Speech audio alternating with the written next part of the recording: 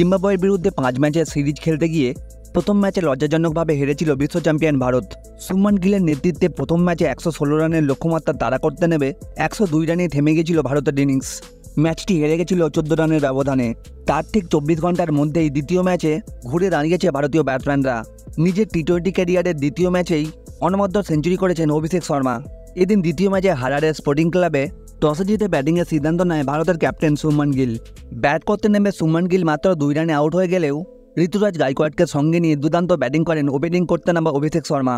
মাত্র 46 বলে পূর্ণ করেন নিজের টি-20 ক্যারিয়ারের প্রথম সেঞ্চুরি। যদিও সেঞ্চুরি করার পরের বলেই 100 রানেই আউট হয়ে ফিরে যান তিনি। 3 নম্বরে ব্যাট করতে নেমে ঋতুরাজ গাইকোয়াড় করেন 47 বলে 77 run. Rinku Singh not out থাকেন 22 বলে 48 রান করে। নির্ধারিত 20 ওভারে 2 উইকেট হারিয়ে ভারত করে 234 রান।